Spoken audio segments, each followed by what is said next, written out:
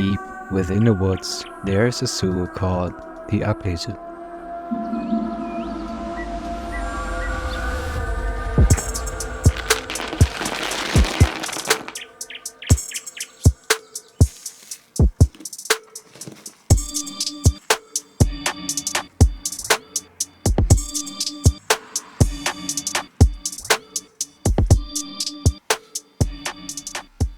Now let's talk about the yield, where it all begins. If you are a fan of kitbashing and diorama building, you are in for a treat. Welcome to this episode.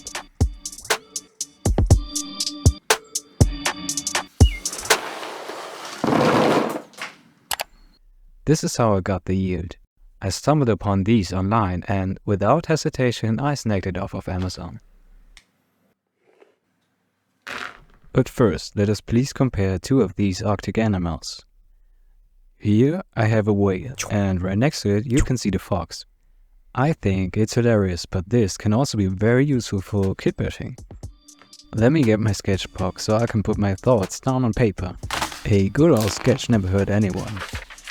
Oh, and here are some sketches I made earlier for another project, Monster Bash to be exact. If you haven't caught that video yet, be sure to check it out. Ugly Zoo is about getting a cheap pack of zoo animals and making a new creature based on said animals. So basically, you get to choose the animals of your liking and craft a hybrid off of these to let a new species come to life. Now, in terms of planning, I just grabbed my desired pieces and stuck them together, somehow. Based on that, I began to sketch out an idea.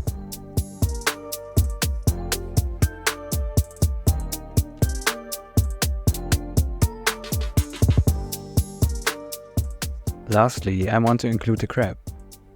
For this project though, I'm particularly interested in its legs.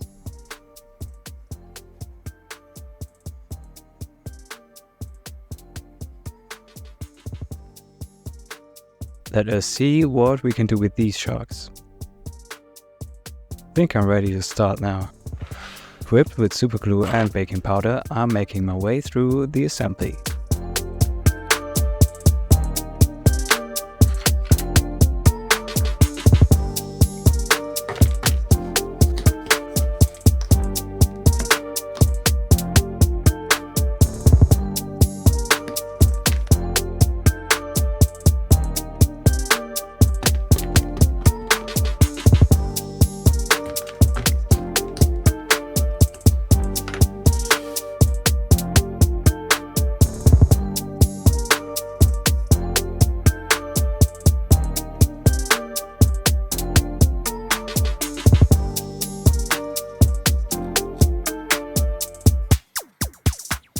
The assembly is the part where you can really get creative. Think of it as the creation of something new. This creation can be anything your heart desires. It can be horrific, it can be cute, it can be whatever. You decide. And this is where you have the most freedom with your decisions. I truly enjoy this part. Putting stuff together that isn't usually meant to be together is fun. I want to do this more often in the future. Please tell me if you'd even like to see that.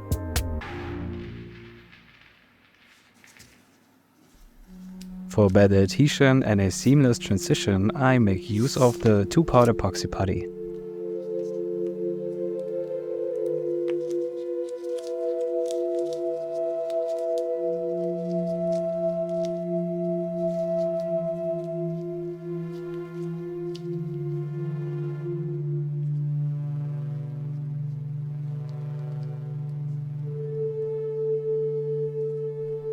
And of course, we can't forget about our shark friend. He is going to shape this creature's character. I definitely want to include this shark's head, so I need to take it off first. There's only one way to do this: fire. Despite the appearance of a ritual containing black magic, it is merely a tea light. I still do not suggest doing this at home. Heating the blade really helped to cut off the head. Just like they did in Skyrim. Speaking of Skyrim, I want my animal to have big teeth like Hawkers do.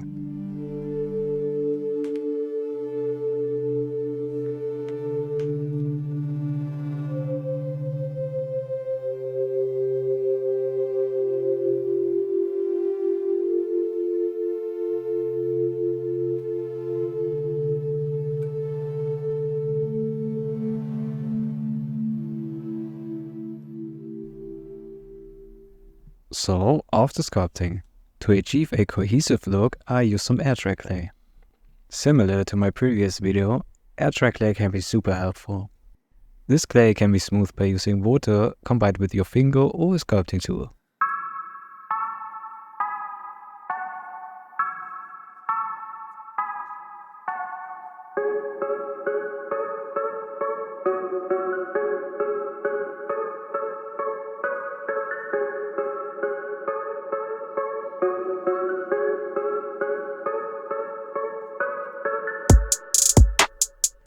For the next step, I'm going to need the help of these two gentlemen right here.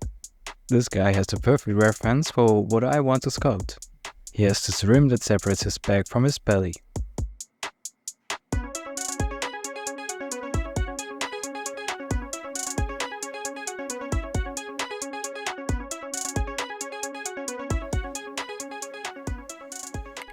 After priming this creature, I'm mixing a natural brown. But before we can start painting, I want to use one of my new brushes. This size could work.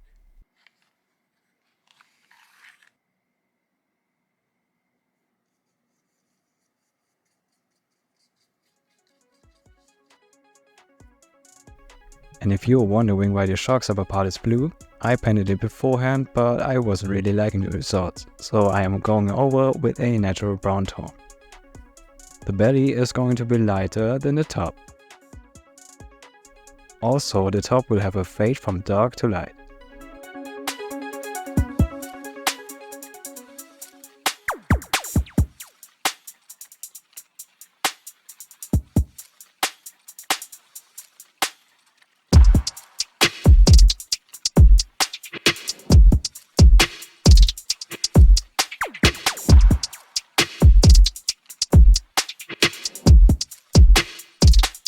Since the legs are from a crab, a king crab I guess, I want them to be a shrimpy coral color. Here's my reference for painting.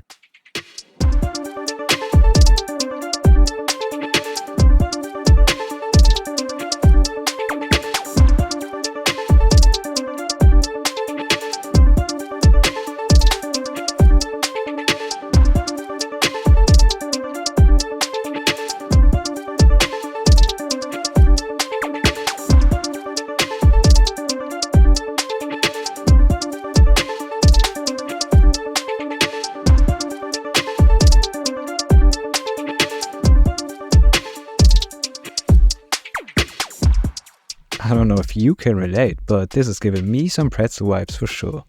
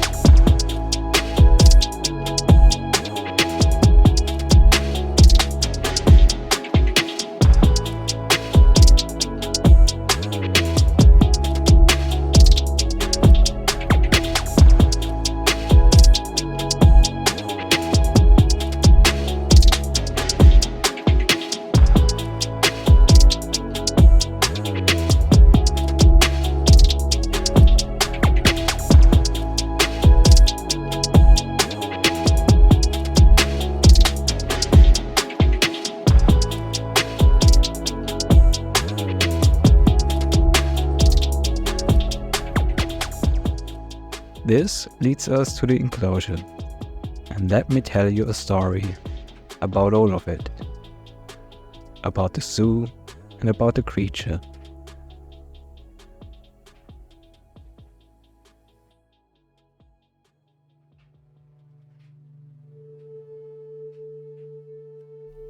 Once upon a time, deep in the woods, there was a zoo that many feared. It was called the Ugly Zoo. The zoo that held weird creatures, hybrids to be precise. These beings were like nothing the world had ever seen before, each one a testament to the boundless creativity of nature. It seemed to be a place of wonders and oddities, filled with creatures unlike any others. In the heart of the ugly zoo, hidden away from the prying eyes of the world, there stood a magnificent enclosure. Within its boundaries dwelled a creature so extraordinary it left visitors in awe. It was a majestic being with a body 5 meters long.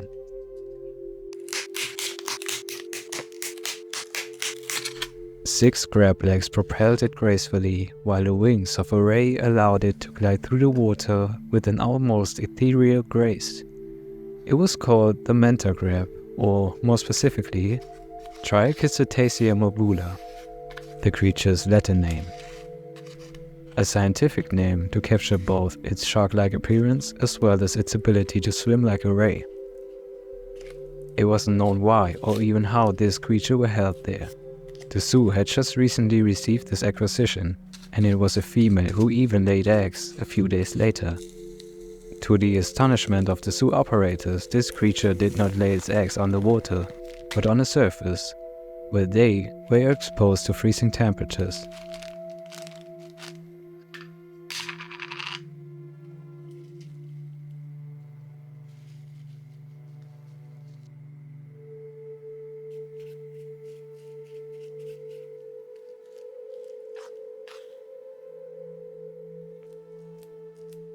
Speaking of water, this animal needs a specific sort of water.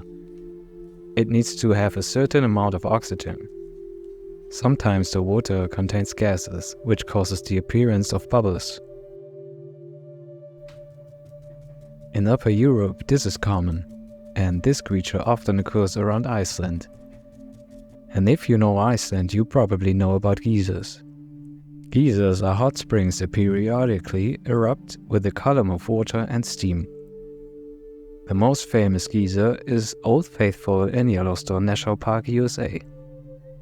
While geysers are typically associated with terrestrial environments, there are also underwater geysers. Geysers are geological features that occur when underground water becomes heated to the boiling point, creating pressure that eventually forces a column of water and steam to erupt from the ground. While gases play a role in the process, the primary factor is the interaction between water and heat.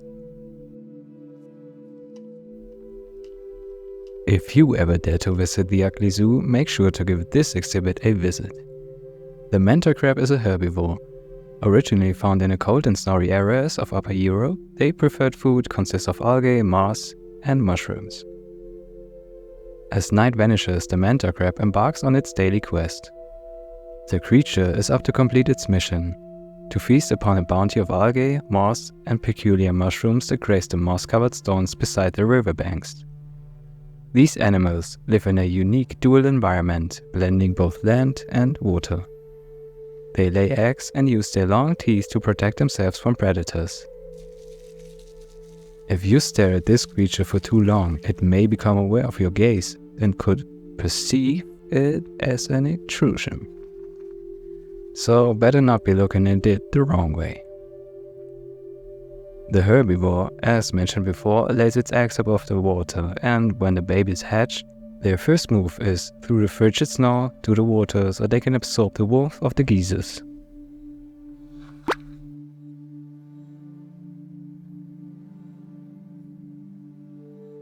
With the eggs in a place for the creature to take care of, and the sides of this diorama painted with some gray 0.5, we are finally at the end of today's build. There's only one thing missing. But other than that, it is done. And of course, I needed to show my creature as well as the diorama to the other participants of Ugly Zoo. Oh, nice. So here you can see their reaction to what I built. Oh, nice.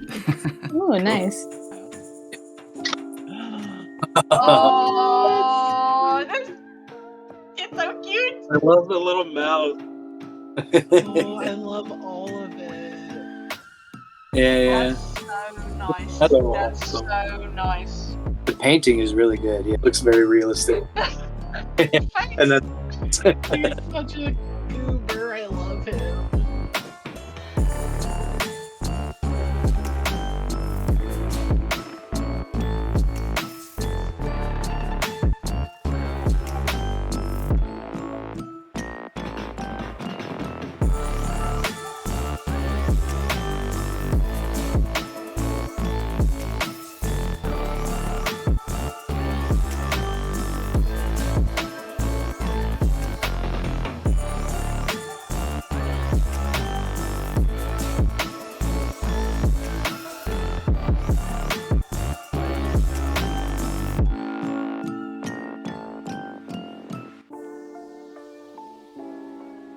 Thank you so much for watching, hope you enjoyed it, and hope I see you again next time.